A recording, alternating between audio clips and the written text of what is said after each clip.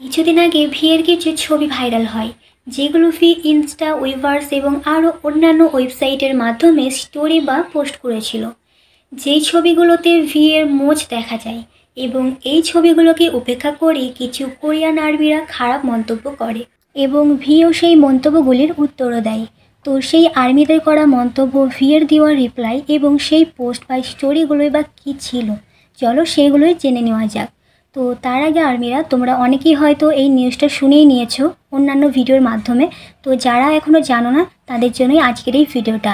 আর যারা অলরেডি জেনে গেছো তারা চাইলে একটা লাইক করতেই পারো এই ভিডিওটাতে।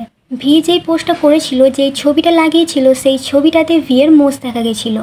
আর এই ছবিগুলো ভিয়ের কাছে ভালো লাগে তাই সেগুলো পোস্ট করে। আর এই ছবিটা যে শুধুমাত্র ভিয়ের কাছে ভালো লেগেছে তা নয়, আমরা যারা বাংলাদেশে ইন্ডিয়ান আর্মিরা আছি আমাদের কাছে তো অনেক হ্যান্ডসাম লেগেছে ফটোগুলো। আচ্ছা, ইন্ডিয়ান আর বাংলাদেশি আর্মিরা তোমরা যদি থাকো তো বলবে, সত্যি করে বলবে, হ্যাঁ তোমাদের কাছে এই ফটোগুলো কেমন লেগেছে। সাধারণত কোরিয়ান বলো বা চায়না, জাপান, থাইল্যান্ড এইসব দেশের মানুষরা মোচ, দাড়ি এগুলো রাখে না।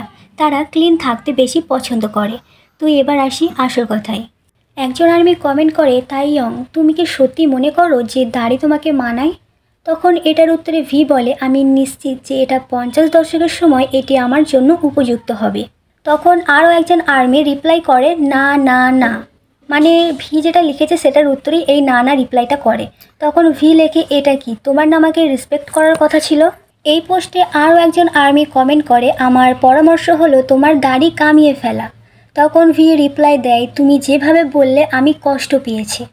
ভাই আমি সত্যি বলছি, আমি জানি না এই কোরিয়ান আর্মিদের কাছে, কিছু কিছু কোরিয়ান আর্মিদের কাছে কোন দিক দিয়ে এই ছবিগুলো তাদের কাছে খারাপ লেগেছে, এই মোজওয়ালা ফটোগুলো তাদের যে কোন দিক দিয়ে ভালো লাগলো না, আমার একদম মাথাতে আসছে না।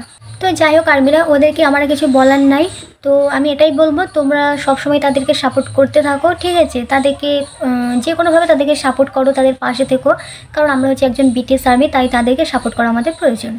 তো আর্মিস, আজকের ভিডিওটা এখানেই সমাপ্ত। আবারও দেখা হচ্ছে পরবর্তী কোনো ভিডিওতে। আর আশা করছি সেই ভিডিওটা ইউ মেললংয়ের স্টোরি নিয়ে আসবে। তো তোমরা চ্যানেলের দিকে নজর রাখো। তো টাটা, আল্লাহ হাফেজ।